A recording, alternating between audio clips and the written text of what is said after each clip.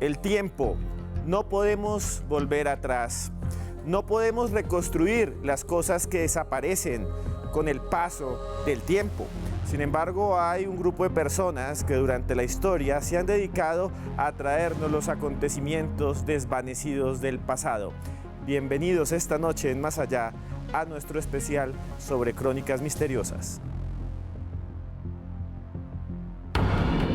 ¿Listo?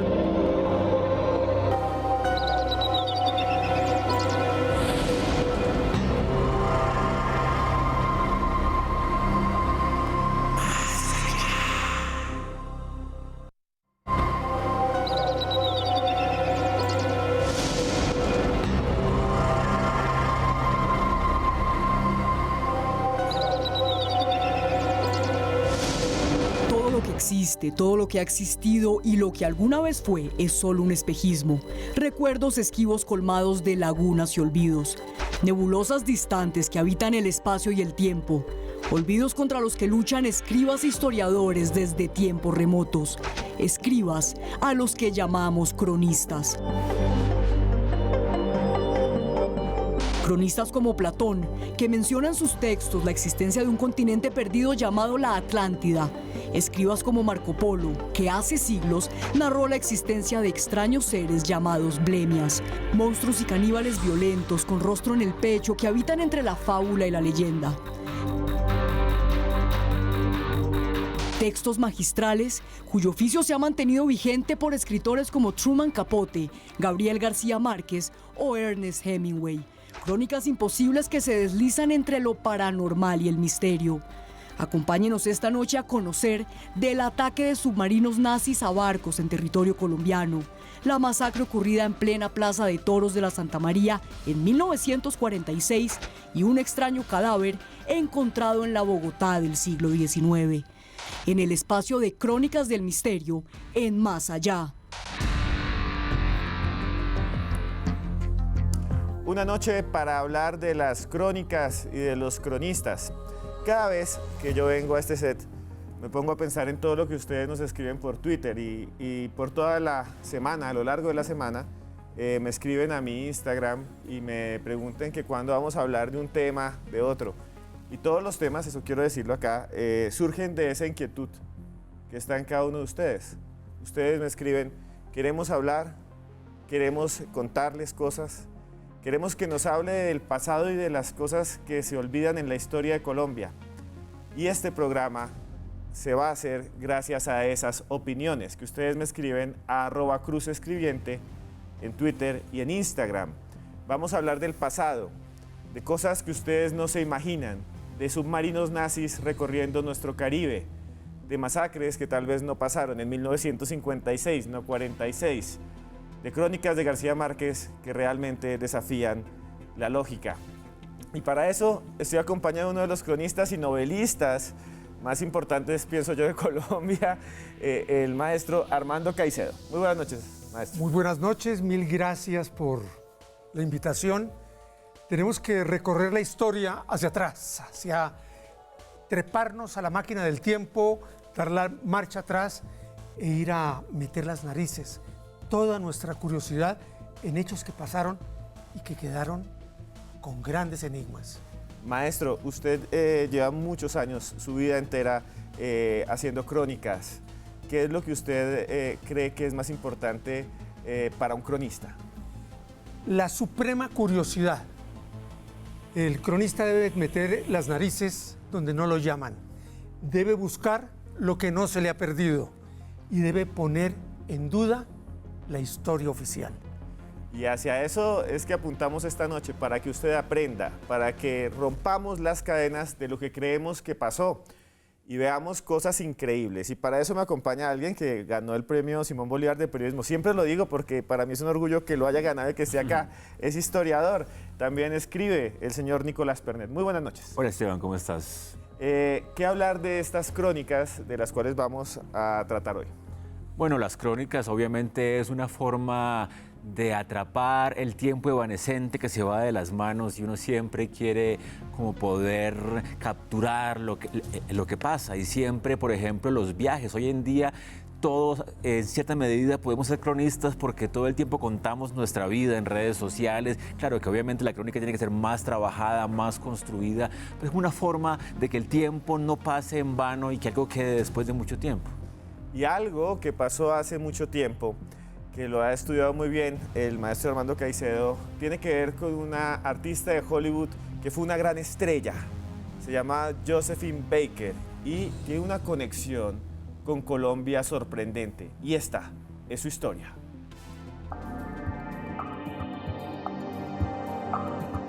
Revolucionaria, transgresora, diva, enigmática. Nacida en San Luis, Estados Unidos, el 3 de junio de 1906, Josephine Baker fue una de las estrellas más misteriosas de Hollywood.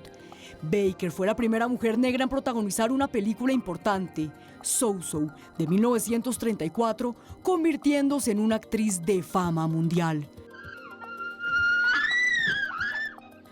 Conocida como Perla Negra, la Venus de bronce y la diosa de ébano, su personalidad amenazó el establecimiento.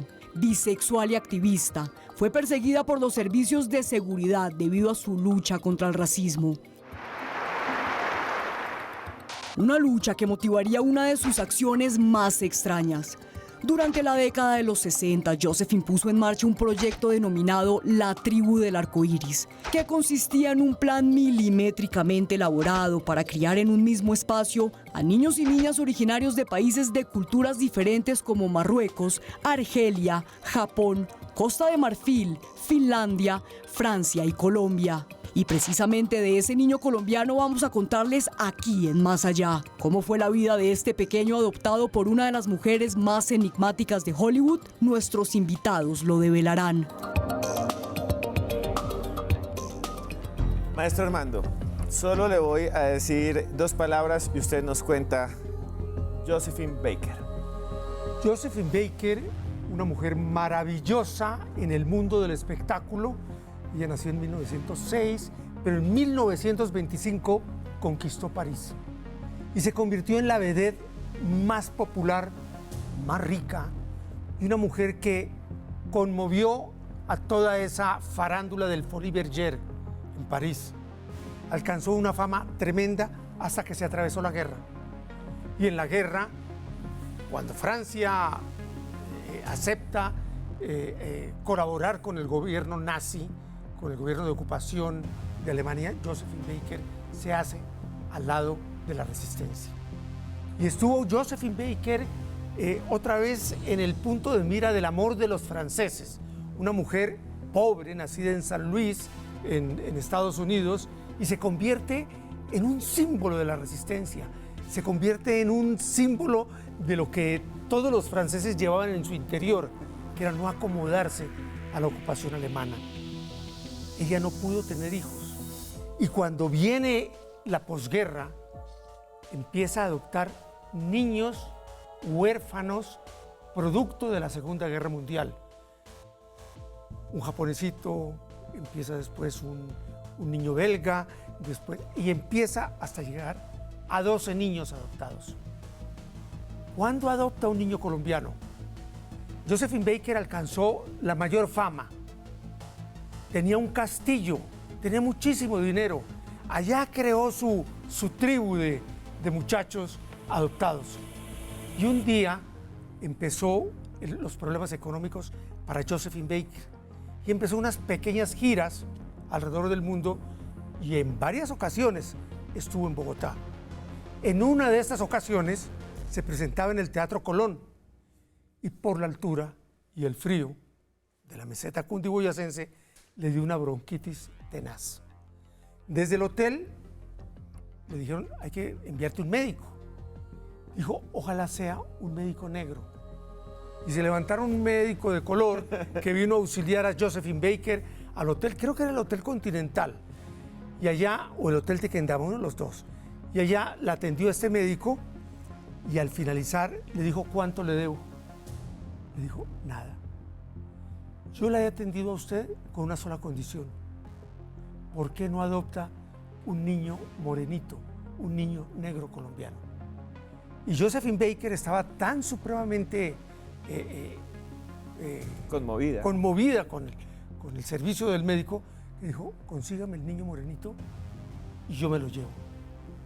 Ahí empieza una aventura épica, empieza una crónica de amores, una crónica de mentiras, porque han sacado un niño colombiano diciéndole a su mamá que iba de vacaciones y que pronto volvería.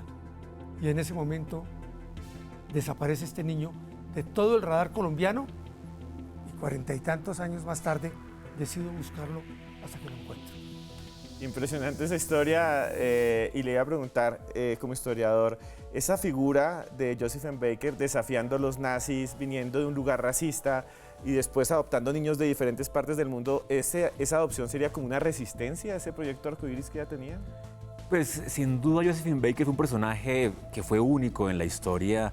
Fue una estrella pop conocida, pero también fue una activista política, pero digámoslo en serio, o sea, no era una especie de activismo de redes sociales o de poner un tuit y ya, era realmente en la Segunda Guerra Mundial hizo parte de la resistencia francesa y se enfrentó a los nazis y realmente hubiera podido morir muchas veces porque la actividad política era realmente de ponerse al pie del cañón, no nada más, digámoslo así, ser reconocida por sus causas, sino también estar ahí presente en cada cosa. Y además también la idea de poder juntar diferentes razas para su momento fue algo muy especial y fue una cosa que si algo ha tenido, por ejemplo, el mundo del espectáculo, es que las razas se han podido integrar cuando entran al mundo del espectáculo. Todo Estados Unidos siempre, todo el racismo fue muy peleado cuando los negros podían hacer parte del béisbol, por ejemplo, o del espectáculo en los cabarets.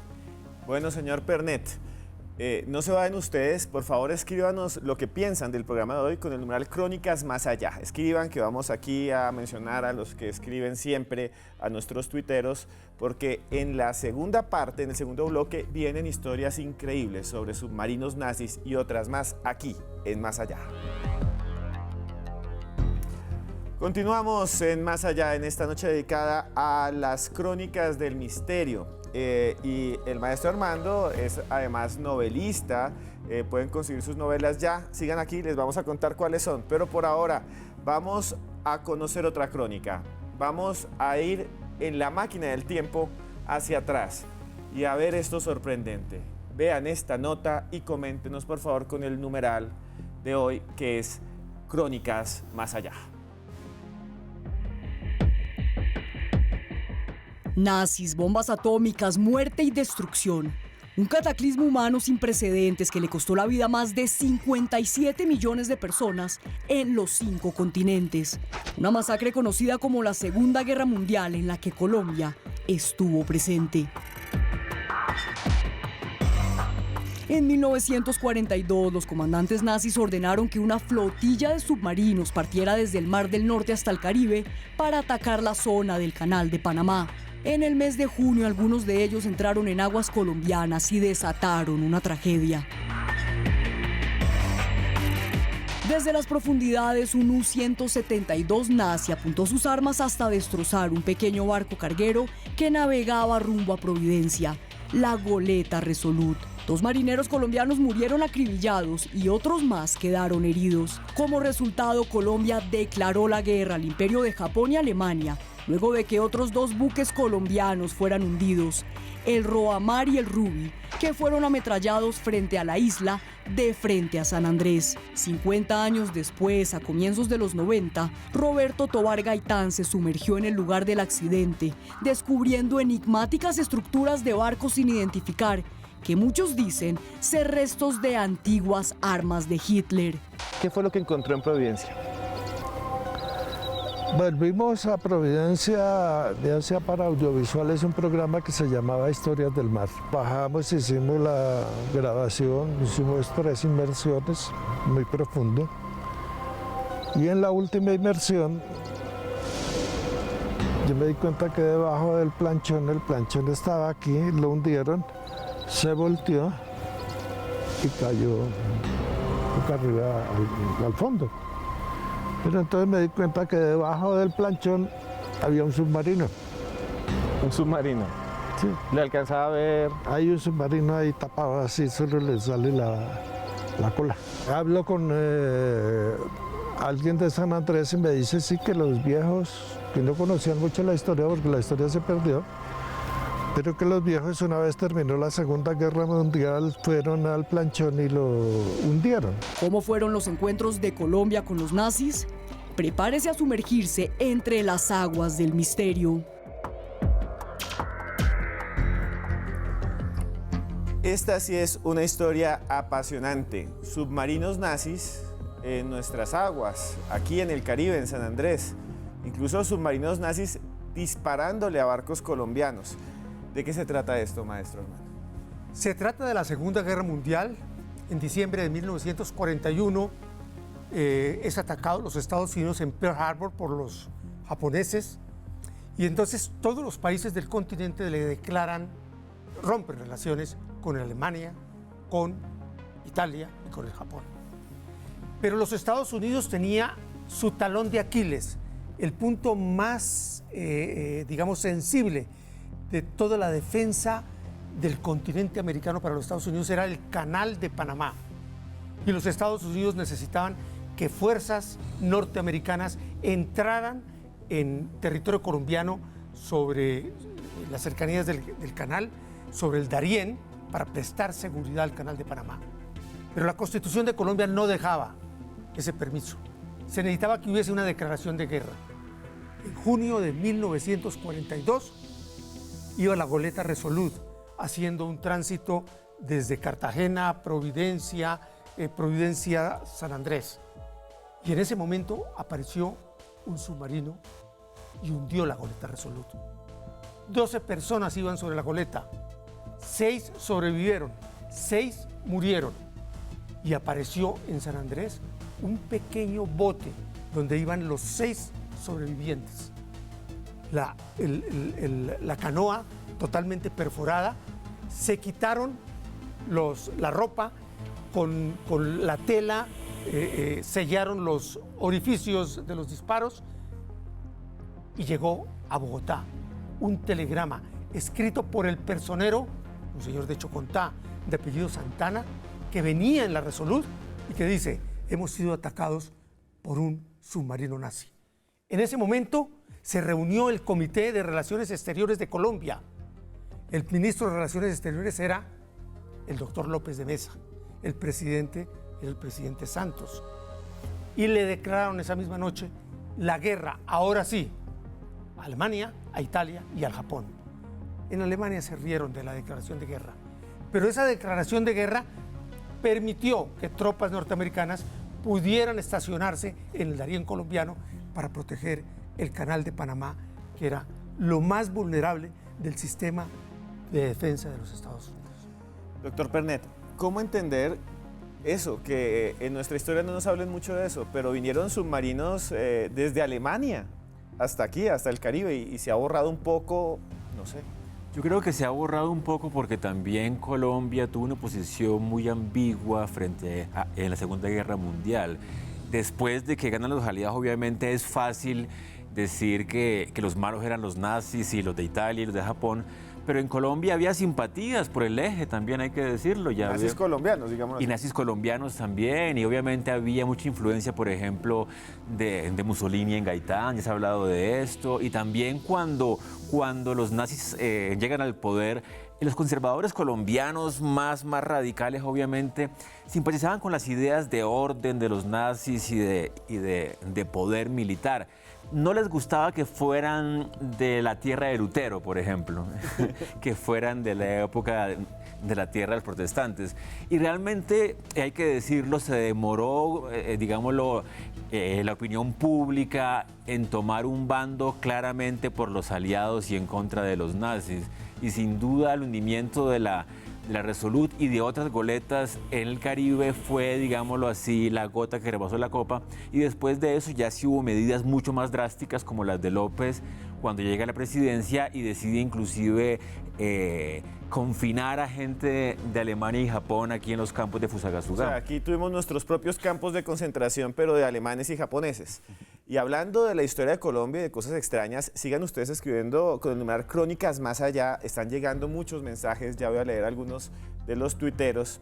Imagínense que hay un hecho que partió la historia de la democracia de Colombia en dos. Solo tuvimos un dictador en el siglo XX, hubo otro, pero un gran dictador que fue Rojas Pinilla, el más reconocido. Y algo pasó en la Plaza de Toros de la Santa María. Vean esta nota que hicimos con lo que supuestamente sucedió y ahora les contaremos nuestra versión. Bandoleros, chulavitas, guerrilleras y ejércitos, sinónimos de una época lejana que conocemos como la violencia. Desarrollada entre los años 40 y 50, las matanzas y masacres ocurridas entre liberales y conservadores parecían no tener límite. Hasta la llegada del poder del general Gustavo Rojas Pinilla el 13 de junio de 1953. Un dictador reformista y pacificador que construyó grandes obras de infraestructura y logró restablecer acuerdos de paz con las principales guerrillas del país, al tiempo que se reprimió a la prensa ordenando el cierre de los principales periódicos. Fue en este contexto en el que sucedió uno de los momentos más violentos de su mandato, la masacre de la Plaza de Toros de la Santa María. El 29 de enero de 1956, la hija del general Gustavo Rojas Pinilla, María Eugenia Rojas, fue chiflada y abucheada por los asistentes a la Plaza de Toros como una forma de protesta en contra del gobierno militar. Una semana después, en otra corrida de toros y entre insultos y abucheos, varios agentes secretos habrían disparado sus armas en contra de la multitud. Se afirma que 37 personas fueron asesinadas. Misteriosamente no existen cifras oficiales y los reportes sobre el acontecimiento desaparecieron de los archivos de las autoridades. ¿Quiénes murieron? ¿Quién ordenó la masacre? La verdad se esconde tras las cortinas del tiempo.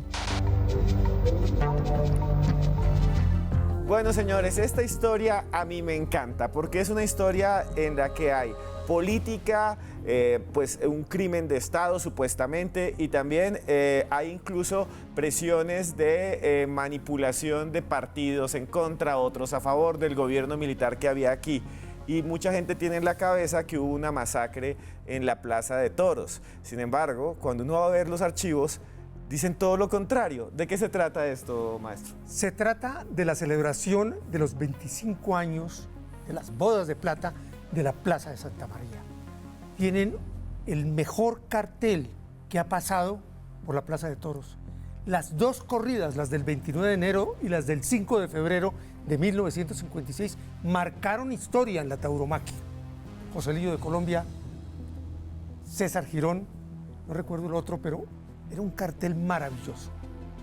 En la corrida del 29, que era la inauguración de la temporada, entró el candidato presidencial o la figura importantísima de Alberto Lleras Camargo, que representaba un poco la oposición al gobierno del general Rojas Pinilla. Y se levantó esa Plaza de Toros y aplaudió a Alberto Lleras. Y entró después María Eugenia Rojas, hija del dictador, acompañada de su esposo, Moreno Díaz, y se levantó la plaza y le pegó una chiflada histórica a María Eugenia. Entonces, todo el mundo decidió hacer, digamos, un análisis. La próxima corrida, que es la del 5 de febrero, esto va a ser tremendo. Se dice que el gobierno compró 7,000 entradas para agentes del gobierno vestidos de civil.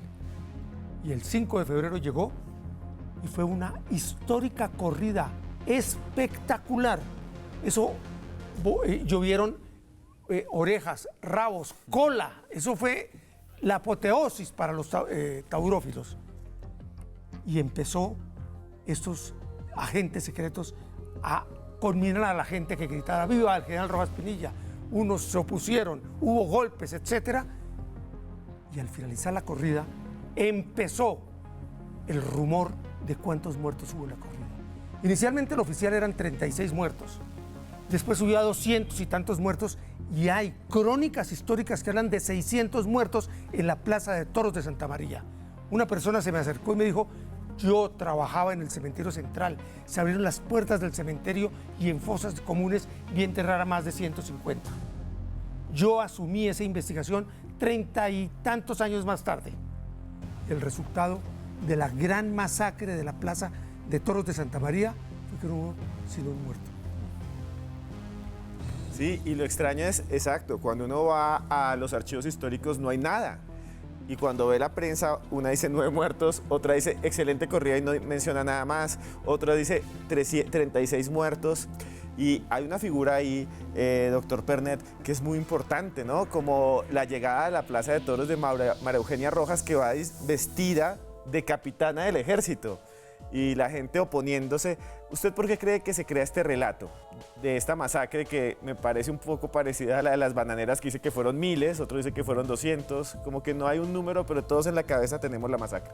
Claro, en Colombia ya es muy conocida la historia de masacres que no sucedieron o de cifras que siempre se embolatan. Digamos que la verdad es bastante esquiva por estos lares, pero sin duda sucedió. Hay registros de la cantidad de muertos, varía.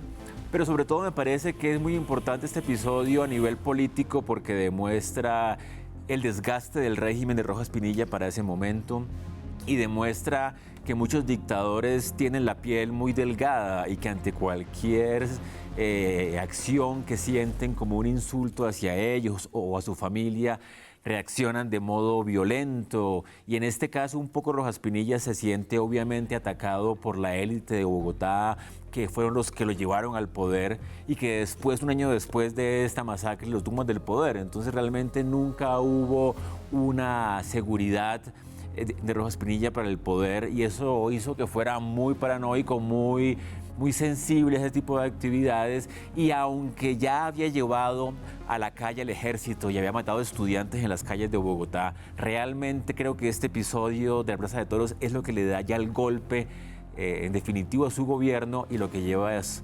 después a que sea tumbado por la élite local. Bueno, señores, ustedes que están allá, si les gusta el misterio, este es el libro oficial de Más Allá, se llama Expedientes X Colombia. Expedientes X Colombia lo consiguen en cualquier librería del país. Tienen que tenerlo. Si les gustan estos temas, estos misterios, lo tienen que leer. Y bueno, quédense ahí porque después de estos comerciales vienen más crónicas asombrosas aquí en Más Allá. Continuamos en Más Allá, en esta noche dedicada a las crónicas del misterio. Un saludo a Tulio, a Germán Cantor, por aquí también está Anthony C., está Andrés Parra, No Más Yo, Tripa de Pollo, el clásico Javier Ruiz, por aquí está Gladys Ferro, No Más Yo otra vez escribiendo un montón, y también pues no puede faltar el señor Carechimba, y más adelante seguiré saludando a otros, Lorena S.A., Fierita83, ustedes saben que cualquier cosa me siguen como @cruzescribiente, y bueno, muchos nos están preguntando sobre un montón de crónicas y sucesos históricos, suban fotos, ahí vi unas fotos de Gaitán, todos quieren preguntar por Gaitán. Pero García Márquez, nuestro Nobel colombiano, escribió una crónica que realmente es increíble y además misteriosa. Observe por favor esta nota porque después de ella les vamos a continuar contando de lo que está en esas imágenes. Con 100 años de soledad, el mundo conoció los prodigios y misterios de Macondo, el famoso pueblo creado por Gabriel García Márquez.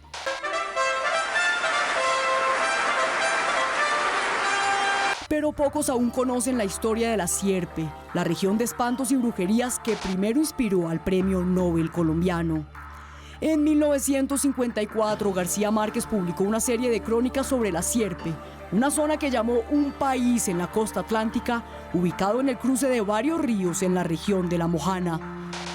En ella se describen extraños personajes y sucesos, como una marquesa inmortal que creó toda una laguna o brujos que para cobrar venganza hacen que le nazca un mico en la barriga a sus víctimas. Además, en esta comarca productora de arroz, los médicos pueden curar a distancia con solo saber la ubicación de sus pacientes y las deudas se pagan enviando una culebra a través de los matorrales para que pique a los enemigos.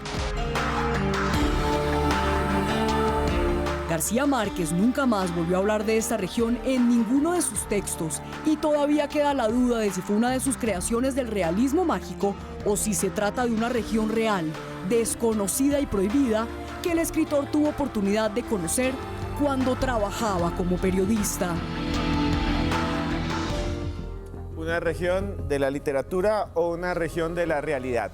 Quiero decir que esta nota la escribió el señor Nicolás Pernet. Por eso ven que es mucho mejor que las que escribo yo, que son las otras.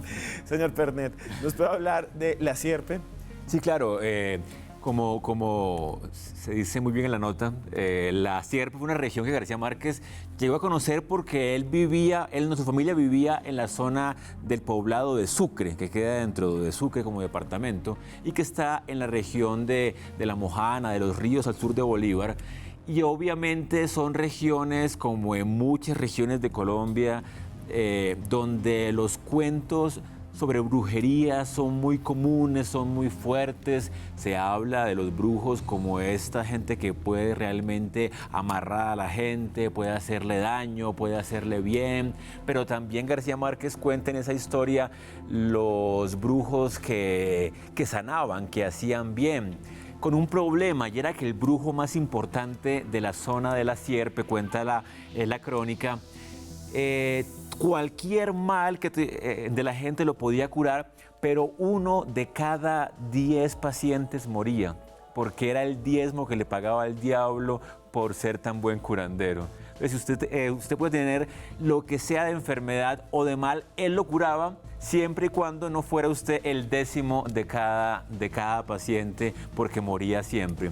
Y así habla de un montón de historias, de espantos, de brujería, de la marquesita, que es como esa figura de la dueña de toda la región, que era española, que era poderosa, que tenía ganado por montones, que dicen que hizo nacer la laguna de La Sierpe porque antes de morir llevó a su ganado y lo hizo dar vueltas en torno a ella durante 9 días, y el paso del ganado hizo que naciera toda la laguna de La Sierpe, que sí existe. Además, toda esa región que narra García Márquez sí existe, La Sierpe, La Guaripa, pero obviamente ya esta parte donde habla de los maleficios, de los daños que hacen, de los espantos, uno siempre tiene la duda de si es realmente lo que la gente le contaba o lo que él vio, aunque él llegó a decir que él sí fue capaz de ver a un médico que podía curar a las vacas a distancia solamente rezándolas.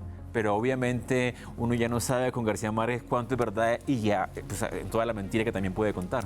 Sí, vea, aquí está buenísimo esto. Aquí me está escribiendo con el numeral de hoy, que es Crónicas Más Allá, no más yo, que le pregunte al doctor Armando que si conoce historias similares sobre pueblos encantados o mágicos en Colombia. Bueno, yo creo que Colombia tiene una característica especial. Colombia es mágica. Los europeos para literatura tuvieron que acudir a toda la fantasía de la mesa redonda y de los dragones.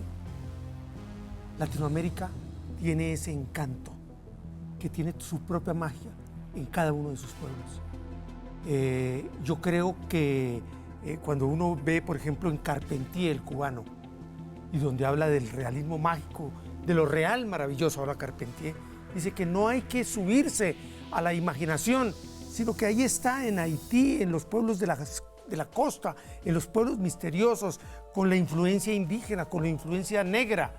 Ahí está la verdadera magia.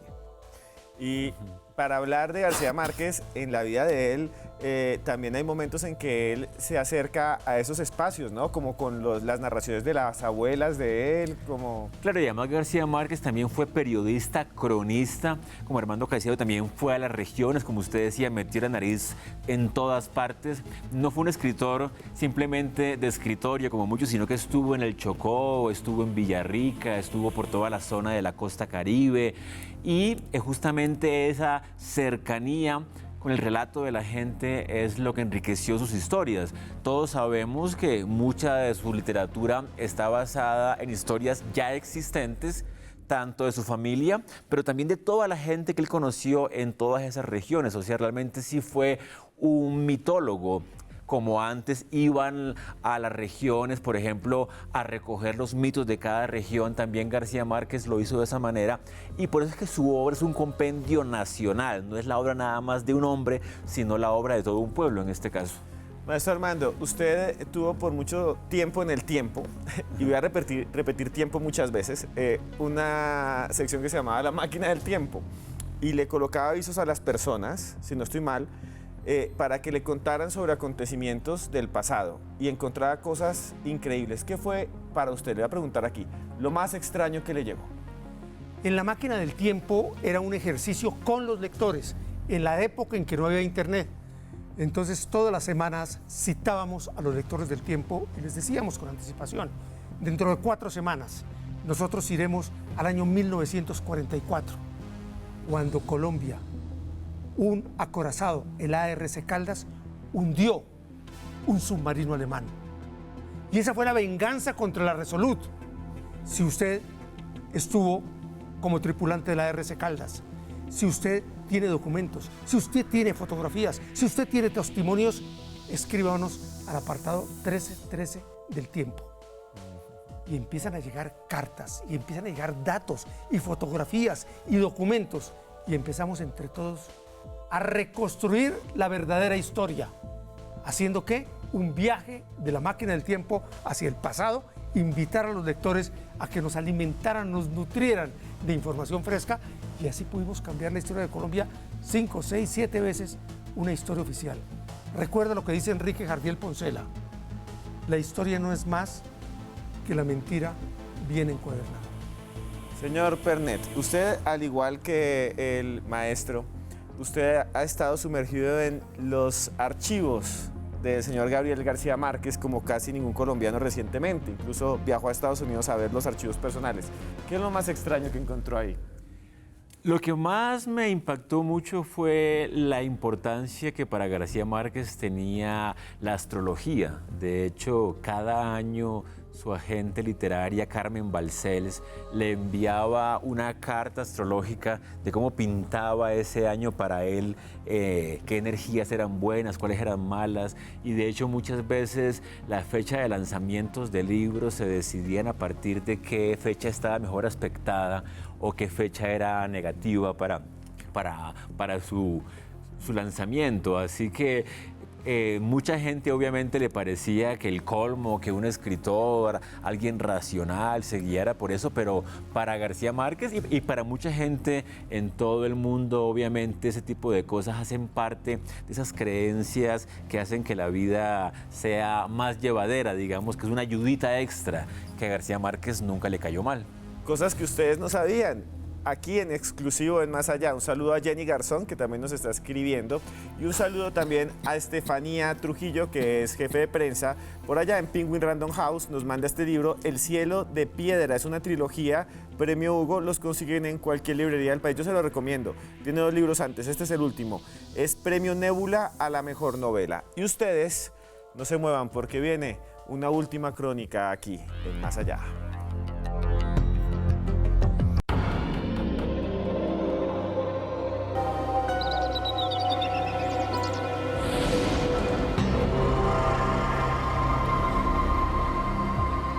Continuamos esta noche hablando de las crónicas misteriosas y están escribiendo muchísimo, les está encantando el programa. Sigan con el numeral Crónicas Más Allá.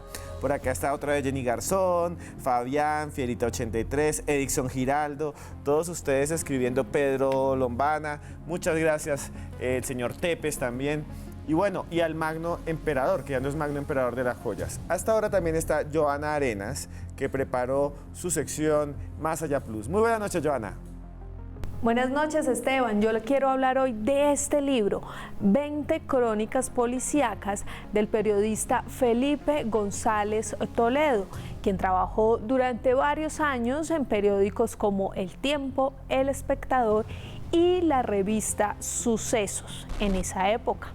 Resulta que aquí se recopilan varias de las crónicas de este periodista sobre hechos atroces sucedidos precisamente aquí, en la ciudad de Bogotá. Hechos atroces como la muerte de la señora Teresita Huitrago, una mujer cuarentona, según el periodista, muy guapa, muy bonita, que tenía una especie de cafetería-bar en lo que actualmente se puede conocer como Chapinero. Según el cronista, esta mujer era bastante atractiva y por eso su cafetería o su bar tenía tanto éxito. Allí concurrían muchos hombres, entre ellos destaca uno, Pacho Díaz, que se convertiría durante muchos años en el amante de Teresita. Y precisamente a ese lugar, meses después, llegó un italiano llamado Angelo Lamarca, quien pronto se enamoró de Teresita, le propuso matrimonio y ella decidió casarse con este personaje y dejar de lado a su amante, a Pacho Díaz. Sin embargo, la relación entre estos nuevos esposos se convirtió en algo muy tormentoso, pues Angelo, el italiano, celaba constantemente a Teresita con Pacho Díaz. Él sabía de la relación que habían tenido. Pacho seguía asistiendo hasta el bar y por supuesto Teresita atendiéndolo. Meses después, Teresita salió de su negocio, según su esposo, para la Eucaristía y nunca más regresó. Por supuesto, Angelo Lamarca, su esposo, acudió hasta las autoridades para denunciar que su esposa no había regresado a casa, que estaba desaparecida.